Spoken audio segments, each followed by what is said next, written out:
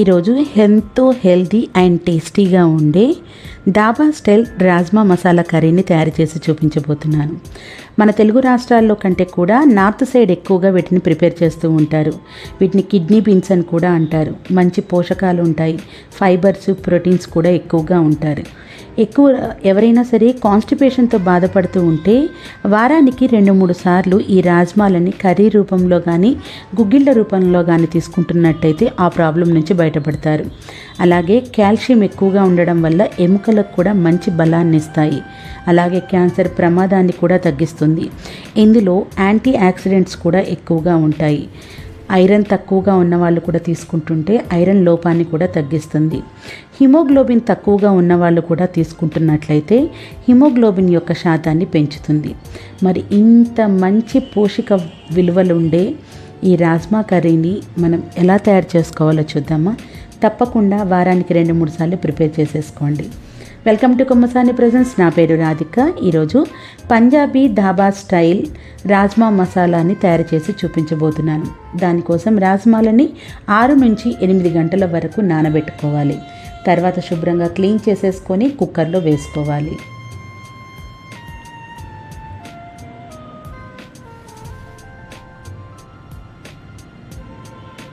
తర్వాత కాస్తంత వాటర్ని కూడా యాడ్ చేయాలి. ఒక బిర్యానీ ఆకు, ఒక చెక్క, ఒక యాలుక్కాయ, 2 లవంగాలు, సరిపడినంత ఉప్పు వేసుకొని కుక్కర్ మూత పెట్టుకొని 5 నుంచి 6 విజిల్స్ వచ్చే వరకు ఉడికించుకోవాలి.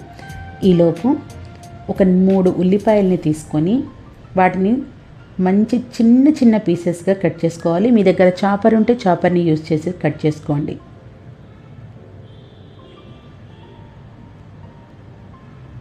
నేను చూపిస్తున్న మాదిరిగా ఇంత చిన్న ముక్కలుంటే బాగుంటుంది.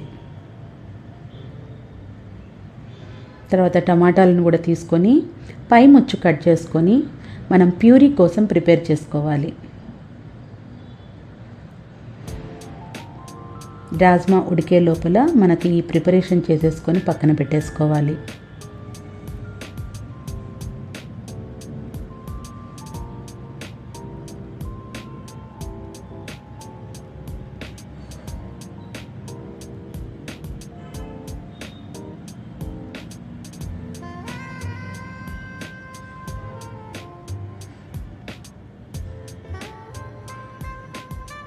తర్వాత 2 పచ్చిమిర్చిని తీసుకొని నిలువుగా కట్ చేసుకొని పక్కన పెట్టుకోవాలి. ఇప్పుడు ఆవిరంతా పోయిన తర్వాత కుక్కర్ మూతను తీసి రాజ్మా ఉడికిందో లేదో అనేది ఫస్ట్ చెక్ చేసుకోవాలి.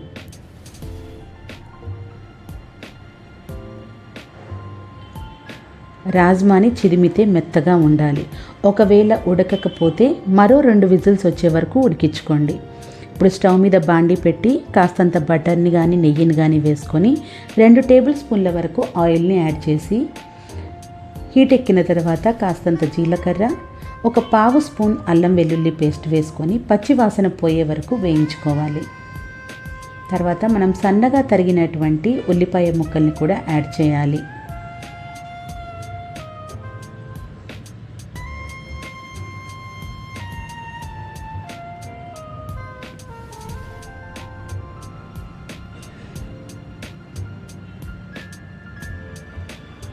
కాసేపు ఫ్రై చేసుకున్న తర్వాత 1 స్పూన్ వరకు పసుపుని యాడ్ చేసి మరొకసారి కలుపుకోవాలి.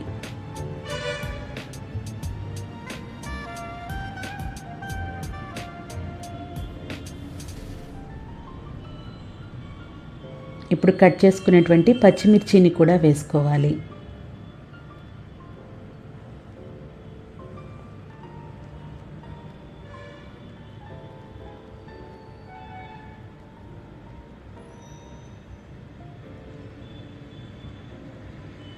ఉల్లిపాయ ఫ్రై అయింది అనుకున్న తర్వాత తగినంత కారం, 1 స్పూన్ గరం మసాలా, 1 స్పూన్ ధనియాల పొడి, 1/2 స్పూన్ జీరా పొడిని కూడా వేసుకొని ఈ మసాలాలు కూడా ఉల్లిపాయలతోటి పాటు బాగా కలుపుకోవాలి.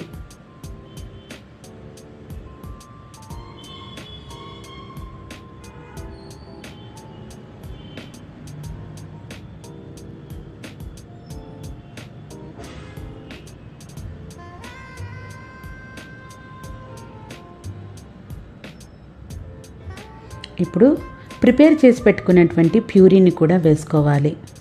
వేసుకొని మొత్తం కలుపుకోవాలి.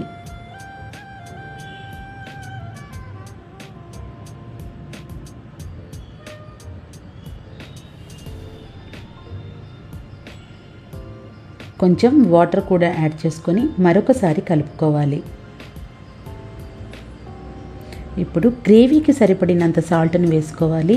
మనం కుక్కర్లో రాజ్మాకి సరిపడినంత ఉప్పు వేసుకున్నాం కాబట్టి గ్రేవీకి సరిపడినంత ఉప్పుని యాడ్ చేసుకుంటే సరిపోతుంది.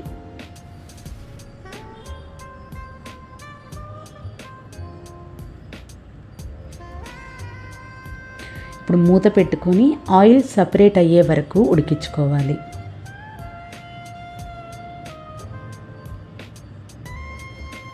ఆయిల్ సపరేట్ అయిన తర్వాత మరొకసారి కలుపుకొని మనం ఉడికించుకున్నటువంటి రాజ్మాని వాటర్తో సహా మొత్తం బాండీలో వేసేసుకోవాలి. ఈ గ్రేవీ మొత్తం కలుపుకోవాలి. మూత పెట్టేసి ఫ్లేమ్ని మీడియంలో పెట్టేసుకొని గ్రేవీ దగ్గరగా అయ్యే వరకు ఉడికించుకోవాలి.